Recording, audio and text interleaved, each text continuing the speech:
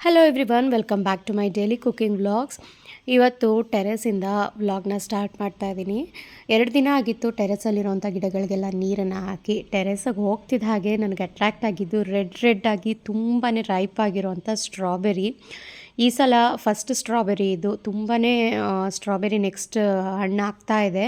ಕಾಯಿಗಳು ಜಾಸ್ತಿ ಆಗಿದೆ ಈ ಸಲ. ಸ್ಟ್ರಾಬೆರಿ ಸೀಸನ್ ಅಲ್ವಾ. ನಾನು ಮನೆಗೆ ಅಂಗಡಿಯಿಂದ ತಂದೆ ಎಲ್ಲ ಸ್ಟ್ರಾಬೆರೀಸ್ನ ಒಂದೊಂದು ಎರಡೆರಡು ಇದೇ ಗಿಡದಲ್ಲಿ ಬಿಡ್ತಾ ಇದೆ.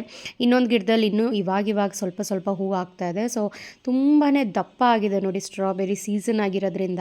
ಆ್ಯಂಡ್ ಯಾವುದೇ ರೀತಿ ಕೆಮಿಕಲ್ಸ್ ಹಾಕಿಲ್ಲ, ಏನೂ ಹಾಕಿಲ್ಲ, ಬರೀ ಗೊಬ್ಬರ ಅಷ್ಟೇ. ದನದ ಗೊಬ್ಬರ ತಿಂಗಳಿಗೆ ಒಂದು ಸಲ ಅಥವಾ 15 ದಿವಸಕ್ಕೆ ಒಂದು ಸಲ ಸೀವೀಡ್ ಸೊಲ್ಯೂಷನ್ನ ಹಾಕಿ ಪದೇ ನೀಮ್ ಆಯಿಲ್ನ ಸ್ಪ್ರೇ ಮಾಡ್ತಾಯಿದ್ರೆ ಎಷ್ಟು ಚೆನ್ನಾಗಿರುತ್ತೆ. ಎಲ್ಲ ಹೂಗಳು ಹಣ್ಣುಗಳು ಎಲ್ಲ ತುಂಬ ಚೆನ್ನಾಗಿ ಬರುತ್ತೆ.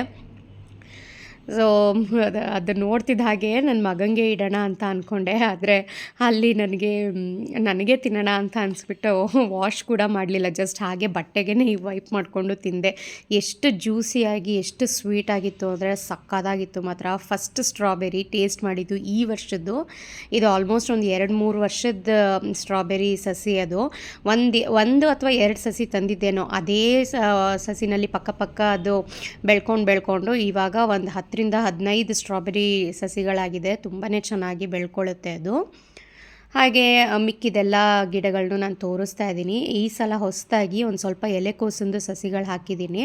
ಒಂದು 10 ಚೆನ್ನಾಗಿ ಬರ್ತಾ ಇದೆ. ಹಾಗೆಯೇ ಕರಿಬೇವು ಅದನ್ನು ಸಹ ಚೆನ್ನಾಗಿ ಆಗ್ತಾಯಿದೆ. ಒಂದು 4-5 ಬೀನ್ಸ್ ಸಹ ಹಾಕಿದ್ದೀನಿ.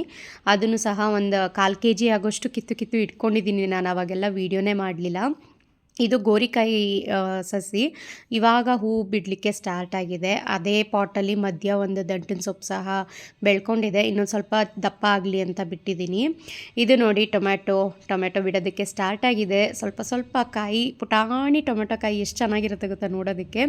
ಎಲ್ಲ ಟೊಮೆಟೊ ಗಿಡದಲ್ಲೂ ಇಷ್ಟೇ ಹೂ ಇದೆ.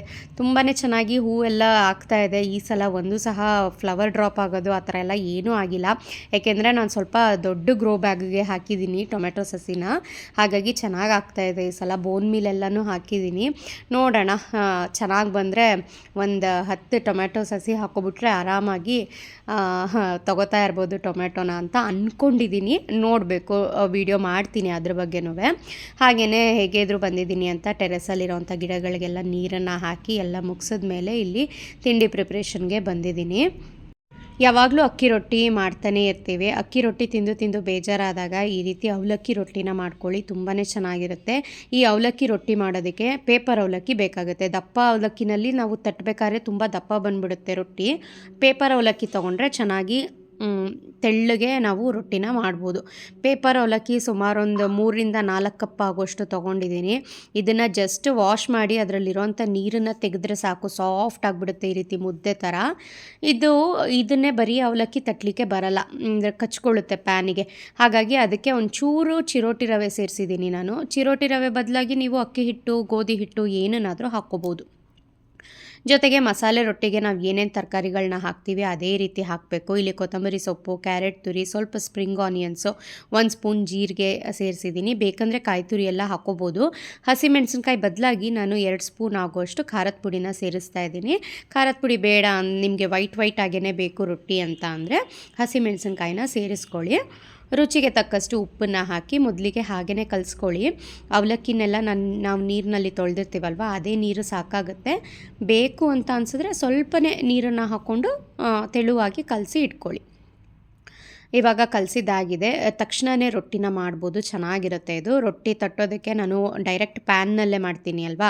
ಹಾಗಾಗಿ ಪ್ಯಾನ್ಗೆ ಒಂದು ಸ್ವಲ್ಪ ಎಣ್ಣೆನ ಹಚ್ಚಿ ನೀಟಾಗಿ ಗ್ರೀಸ್ ಮಾಡಿಕೊಂಡು ಒಂದು ದಪ್ಪ ಕಿತ್ತಳೆ ಹಣ್ಣಿನ ಗಾತ್ರದಷ್ಟು ಉಂಡೆನ ತೊಗೊಂಡು ಕೈಗೆ ಸ್ವಲ್ಪ ಎಣ್ಣೆನ ಹಚ್ಕೊಂಡು ಈ ರೀತಿ ಪ್ರೆಸ್ ಮಾಡ್ತಾ ಹೋಗಬೇಕು. ಮಧ್ಯ ಕೈನ ತೇವ ಮಾಡಿಕೊಂಡು ನಿಮಗೆ ತೆಳು ಎಷ್ಟು ಅಗಲ ಬೇಕೋ ರೊಟ್ಟಿ ಅಷ್ಟು ಅಗಲ ತಟ್ಟಿ ಬೇಯಿಸ್ಕೊಳ್ಳಿ. ತುಂಬ ತೆಳು ಮಾಡ್ಕೊಬಿಡ್ತು ಅಂದರೆ ಅಷ್ಟಾಗಿ ಕಚ್ಕೊಂಡಂಗೆ ಆಗುತ್ತೆ ಪ್ಯಾನಿಗೆ. ಹಾಗಾಗಿ ಒಂದು ಸ್ವಲ್ಪ ಮೀಡಿಯಮ್ ಸೈಜ್ನಲ್ಲಿ ಮಾಡ್ಕೊಳ್ಳಿ. ತುಂಬ ದಪ್ಪನೂ ತಿನ್ನೋದಕ್ಕಾಗೋದಿಲ್ಲ, ತುಂಬ ತೆಳು ಆದರೆ ತೆಗಿಯೋದಕ್ಕೆ ಕಷ್ಟ ಆಗುತ್ತೆ. ಹಾಗಾಗಿ ಈ ರೀತಿ ಮಾಡಿಕೊಂಡು ಚೆನ್ನಾಗಿ ಈವನಾಗಿ ಬೇಯಲಿ ಅಂತ ಒಂದು 4 ಕಡೆ ಈ ರೀತಿ ಹೋಲನ್ನ ಮಾಡ್ಕೊಂಡಿದ್ದೀನಿ. ಪ್ಯಾನ್ನ ಬಿಸಿಗಿಟ್ಟು ಒಂದು ಸ್ವಲ್ಪ ಎಣ್ಣೆನ ಹಾಕಿ ಲಿಡ್ನ ಕ್ಲೋಸ್ ಮಾಡಿ ಅದೊಂದು ಸ್ವಲ್ಪ ಕ್ರಿಸ್ಪ್ ಆಗೋವರೆಗೆ ಬೇಯಿಸ್ಕೋಬೇಕು. ಅಲ್ಲಿವರೆಗೆ ಇನ್ನೊಂದು ಪ್ಯಾನ್ ಇಟ್ಕೊಂಡಿರ್ತೀವಿ ಅಲ್ವಾ, ಅದರಲ್ಲೂ ಸಹ ರೊಟ್ಟಿನ ತಟ್ಟಿ ಇಟ್ಕೋಬೋದು. ಒಂದು 2-3 ನಿಮಿಷ ಆಗ್ತಿದ್ದ ಹಾಗೆಯೇ ಸ್ವಲ್ಪ ಲಿಡ್ನ ಓಪನ್ ಮಾಡಿ ಕೆಳಗಡೆ ಎಲ್ಲ ಸ್ವಲ್ಪ ಬ್ರೌನ್ ಆಗಿ ಕ್ರಿಸ್ಪ್ ಆಗೋವರೆಗೂ ಬೇಯಿಸ್ಕೊಂಡು ನಿಧಾನಕ್ಕೆ ಬಿಡಿಸ್ಕೊಂಡು ಈ ರೀತಿ ಫ್ಲಿಪ್ ಮಾಡಿ ಎರಡೂ ಕಡೆ ಬೇಯಿಸ್ಕೊಂಡ್ರೆ ತುಂಬಾ ಟೇಸ್ಟಿಯಾಗಿರೋಂಥ ಹೆಲ್ದಿ ಅವಲಕ್ಕಿ ರೊಟ್ಟಿ ರೆಡಿ. ಬೆಳಗಿನ ತಿಂಡಿಗೆ ಸಖತ್ ಪ್ರೋಟೀನ್ ರಿಚ್ ಆಗಿರುತ್ತೆ. ಯಾವಾಗಲೂ ಅಕ್ಕಿ ರೊಟ್ಟಿ ಮಾಡ್ತಾನೆ ಇರ್ತೀವಿ. ನನಗಂತೂ ಕಾಮನ್ ಕಾಮೆಂಟ್ ಅದು ಯಾವಾಗಲೂ ಅಕ್ಕಿ ರೊಟ್ಟಿ ಮಾಡ್ತೀರಾ, ರೈಸ್ ರೆಸಿಪೀಸ್ನ ಮಾಡ್ತೀರಾ ಅಂತ. ಸೊ ಹಾಗಾಗಿ ಸ್ಪೆಷಲ್ ಅವಲಕ್ಕಿ ರೊಟ್ಟಿನ ಮಾಡಿದ್ದೀನಿ ಇವತ್ತು. ಟೇಸ್ಟ್ ಮಾಡಿ ನೋಡಿ ನೀವೂ.